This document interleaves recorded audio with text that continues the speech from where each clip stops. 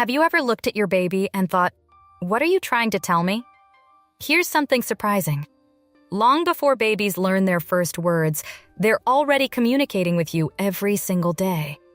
In fact, Russian child development experts have long believed that babies are constantly sending signals, tiny clues that reveal their needs, emotions, and even early personality traits.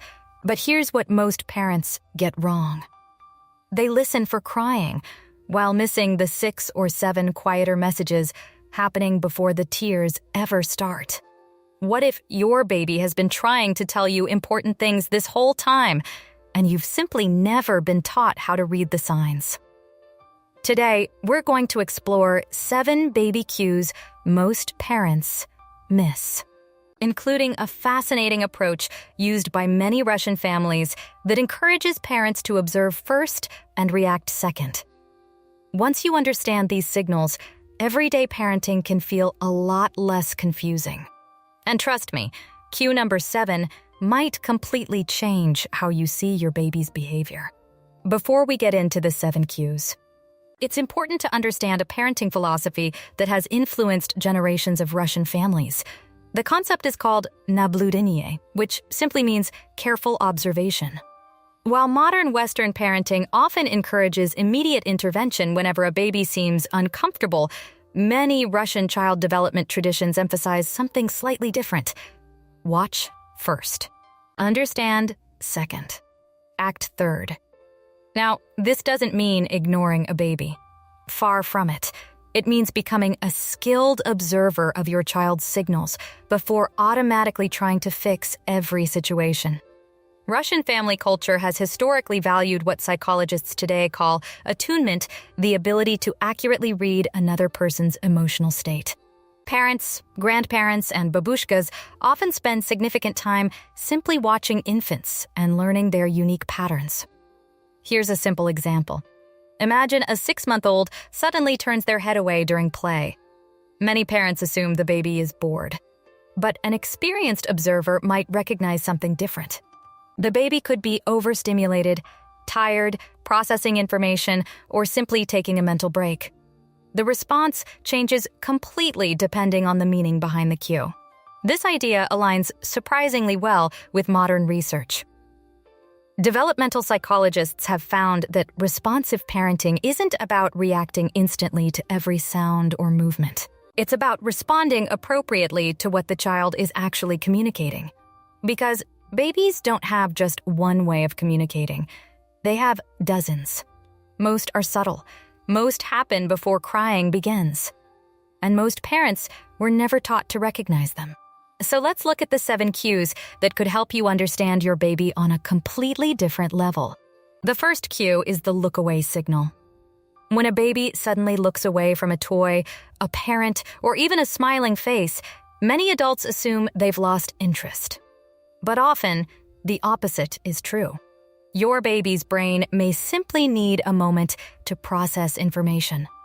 Research shows infants can become overstimulated surprisingly quickly. Looking away helps regulate incoming information.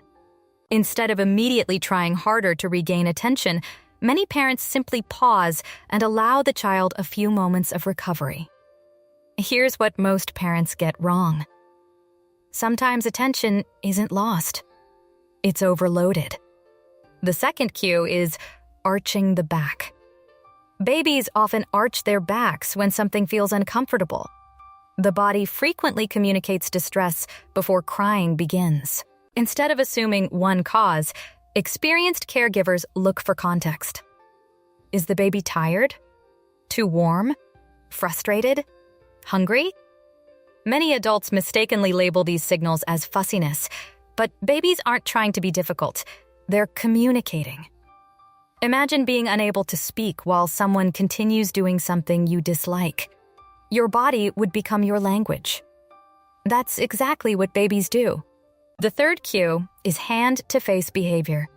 Touching ears, rubbing eyes, grabbing cheeks, or covering part of the face often appears before obvious signs of fatigue. Many grandparents can identify sleepiness from these signals long before crying starts. What many parents miss is that they wait for overt exhaustion. By then, the baby may already be overtired. And here's a counterintuitive fact. Earlier sleep cues often create easier naps. Waiting longer frequently creates more resistance.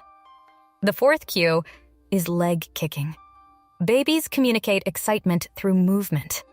Strong kicking, waving arms, and energetic body motions often signal engagement and happiness. Movement is one of a baby's earliest languages. Many parents focus mainly on facial expressions, but the entire body is communicating. A baby seeing a favorite caregiver may begin kicking rapidly before smiling. The body speaks first. The face follows. The fifth cue is a change in cry pattern. Experienced parents rarely listen only to whether a baby is crying. They listen to how the baby is crying. Different rhythms often indicate different needs. While every baby is unique, many caregivers eventually recognize distinct patterns for hunger, fatigue, discomfort, frustration, and the desire for connection. Over time, your baby develops a predictable communication style. The challenge is learning to hear it. The sixth cue is what some experts call the frozen face signal. This one surprises many parents. Sometimes, overstimulation doesn't create louder behavior. It creates silence. A baby who suddenly becomes very still, avoids eye contact, or stops responding may be telling you they need a break. Many adults assume the baby has become calm. But what may actually be happening is that the baby is overwhelmed. Quiet doesn't always mean comfortable, and understanding that distinction can completely change how you respond. The seventh and perhaps most important cue is eye contact. When babies repeatedly seek eye contact, they're often asking for connection. Not food, not toys, not entertainment. Connection. Russian child psychologist Lyudmila Petranovskaya has frequently emphasized the importance of secure emotional attachment and responsive relationships during early development. Eye contact helps build emotional security, language development, and trust. Many parents assume engagement requires constant activity, but sometimes your baby simply wants your presence. A smile, a glance, a shared moment. And here's the powerful realization. None of these 7 cues require expensive parenting courses. They don't require special equipment. They don't require perfection. They require something much simpler. The ability to slow down and notice. Because once you begin seeing these signals, your baby's world becomes dramatically easier to understand. So, how do you actually apply these ideas in real life? The good news is that you don't need to change your entire parenting style.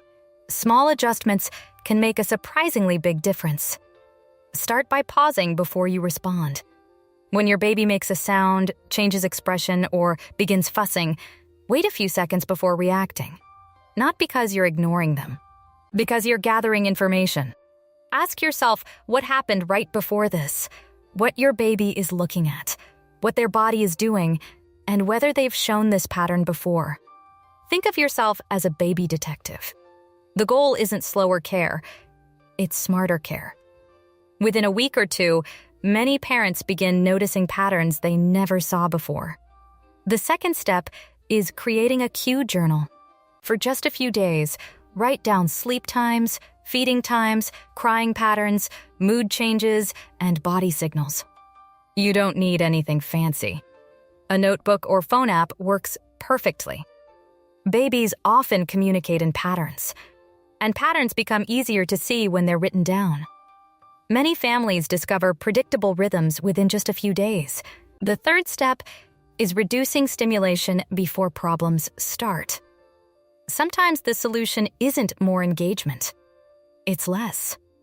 If your baby looks away repeatedly, becomes still, arches their back, or starts fussing after a busy activity, try lowering the volume, dimming the lights, moving to a quieter space, and speaking more softly. Many parents assume babies need non-stop stimulation to learn, but learning often happens during quiet moments too. And finally, follow the connection cue. At least once a day, spend 5 uninterrupted minutes simply responding to your baby's attempts to connect. No phone. No multitasking. No distractions. If they smile, smile back. If they make sounds, respond. If they look at you, meet their gaze. That's it. Simple, but powerful. Many parents are surprised to discover that connection doesn't require elaborate activities. Your presence is often enough. And if you're worried about doing this perfectly, don't be. No parent reads every signal correctly. Not Russian parents, not Western parents, not anyone. The goal isn't perfection. The goal is becoming more aware than you were yesterday. So, what's the big takeaway here? These 7 cues aren't about becoming a mind reader. And they're certainly not about parenting like a Russian family. They're about learning a universal truth that great parents around the world eventually discover. Behavior is communication. Every look away, every kick, every change in expression, every moment of eye contact. Your baby is telling you something. The tradition of careful observation simply reminds us to slow down long enough to listen. And here's the encouraging part. You don't need to understand every cue perfectly. You don't need years of experience. You don't need special training. Your baby isn't looking for a perfect parent. They're looking for a connected one. A parent who notices.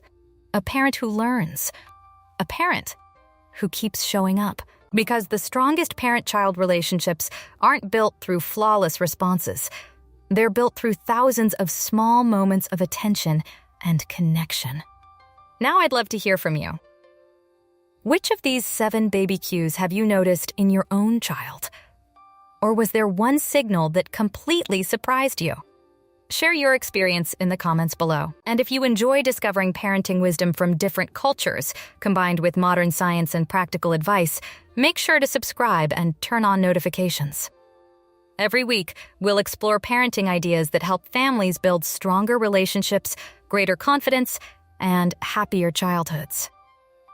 Because great parenting isn't about having all the answers. It's about learning to understand the little person who's been communicating with you all along. Thanks for watching, and I'll see you in the next video.